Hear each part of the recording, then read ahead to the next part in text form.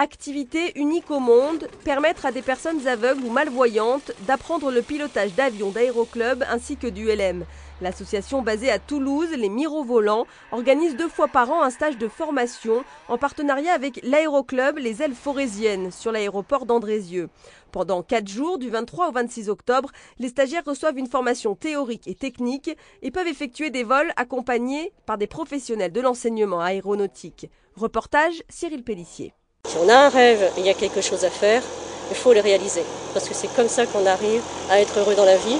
Malgré sa déficience visuelle totale, Isabelle, 45 ans, réalise son rêve, piloter un ULM accompagné d'un instructeur du club d'Andrézieux-Boutéon et grâce à l'aide du dispositif Soundflyer élaboré il y a 10 ans par une équipe d'ingénieurs de l'entreprise Thales. L'élève dispose d'un casque, un casque stéréo, donc avec des sons différentiels oreille droite et oreille gauche. Donc si l'avion est en virage par la droite, il a un son dans l'oreille droite, s'il est en virage par la gauche, un son dans l'oreille gauche. Si l'avion est en montée, il y a une note qui devient aiguë. S'il monte beaucoup, elle est plus aiguë. Si le vol est horizontal, la tonalité est uniforme. Et si on descend, c'est un petit peu plus grave. Voilà.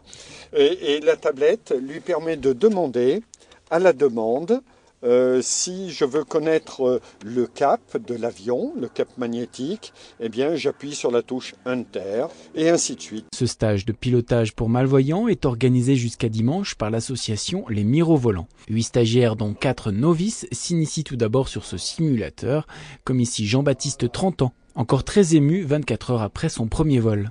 148, 120 nœuds, plus 260 pieds minutes. C'est la réalisation, je dirais, d'un rêve de gamin. Pour moi, c'était vraiment ça. Et la concrétisation, je dirais, aussi d'une expérience, comme les récits d'Antoine de Saint-Exupéry. Mais pour moi, c'est vraiment ça. C'est la découverte du monde de l'aérien, tel que vécu par ces pionniers de l'aéropostale à l'époque. Et ça a été vraiment ça. J'ai eu l'impression de vivre la même chose.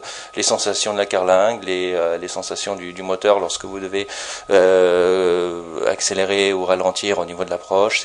C'est exactement ces sensations que j'ai vécues et c'est une lecture d'un livre qui m'a permis de vivre un peu ce que ces pionniers nous décrivent.